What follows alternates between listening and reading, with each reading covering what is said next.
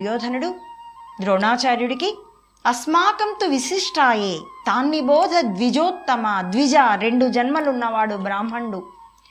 అంటే తను ఎప్పుడు ఆత్మ సాధన ప్రారంభిస్తూ జంధ్యం వేసుకునే ఒక వడుగు కార్యక్రమం అయితే అతన్ని ద్విజుడు, అలాగే మమ్మల్ని అయితే సన్యసించడం, అప్పుడు మాకు ఇది మరో జన్మ కాబట్టి మమ్మల్ని కూడా ద్విజుడు అని అంటారు. అంటే బ్రాహ్మణుడు అని కాదు, కర్మల రీత్యా అప్పుడు ద్విజుడు అన్న పేరు వస్తుంది. ఆ ద్విజోత్తమ అటువంటి ఓ గొప్పవాడైనటువంటి ఓ ఆచార్య, మీకు తెలిసేటందుకోసం సంజ్ఞార్థం తాన్ బ్రవీమితే, మీకు గుర్తు చేయడం కోసం నాయక మమ సైన్యస్య, మన సైన్యంలో ఉన్నటువంటి గొప్ప వాళ్ళని ఒకసారి మీకు చెప్తాను, మీకు గుర్తు చేస్తాను. ఇప్పుడు పరసైన్యంలో వాళ్ళని చెప్పాను కదా, కాబట్టి మన సైన్యంలో వాళ్ళని కూడా మీకు గుర్తు కోసం చెప్తాను అని దుర్యోధనుడు ద్రోణాచార్యుల వారికి చెప్తున్నాడు.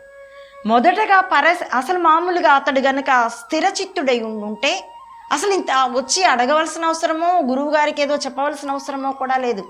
రాజు తాను సైన్యాధ్యక్షుడికి ఆజ్ఞాపిస్తే సరిపోతుంది. అలా కాక అంతశ్చేతన హెచ్చరిక ఎప్పుడైతే ధర్మము అధర్మము ప్రత్యక్ష పోరాటానికి దిగుతాయో అప్పుడు ఆ హెచ్చరిక పెచ్చుమిర్రిల్లుతుంది గనుక అప్పుడు దానికి తలొగ్గి వచ్చి గురువు దగ్గరికి వచ్చి తన సందేహాలన్నీ బయట పెట్టుకుంటూ ముందుగా వాళ్ళని చెప్పాడు, తర్వాత తన వాళ్ళని చెబుతానంటున్నాడు. ఈ రెండింటి యొక్క కర్మల ఏది ఆశించి ముందు పరసైన్యంలో వీరుల గురించి చెప్పాడో తర్వాత తన సైన్యంలో ఉన్న వాళ్ళ గురించి చెబుతున్నాడో తదుపరి తన మనసులో మాట బయట పెడతాడనమాట. ఇప్పటికీ మన సైన్యంలో ఉన్న వాళ్ళ గురించి మీకు చెబుతాను. ఇక్కడ పూర్తి వినయము లేదు గురువు దగ్గర శిష్యుల్లాగా. అలాగని తాను రాజు, తన సైన్యంలో ఇతడు ఒక విభాగం, ఒక మహారథుడు అంతే అన్నటువంటి చులకన లేదు. ఒక స్థిరమైనటువంటి మానసిక స్థితిలో దుర్యోధనుడు లేడు. తాను రాజు, తన సైన్యంలో ఒక భాగం ఈ ద్రోణుడు అనుకుంటే పిలిపించి మాట్లాడి ఉండేవాడు. అలా కాక తాను శిష్యుడు, ఆయన గురువు అని అనుకుంటేట్లయితే వెళ్ళి ఆజ్ఞాపూర్వకంగానూ మాట్లాడి ఉండేవాడు కాదు, వినయపూర్వకంగా మాట్లాడి ఉండేవాడు.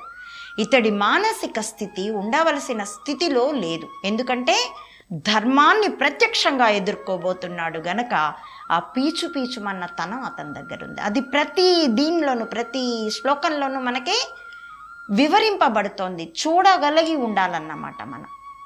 కాబట్టి ఈ విధమైన దృష్టితో చూసి మన పిల్లల్ని, యువతరాన్ని, బాలతరాన్ని కూడాను వాళ్ళున్న మానసిక స్థితి ఏమిటో పెద్దలు పరిశీలించి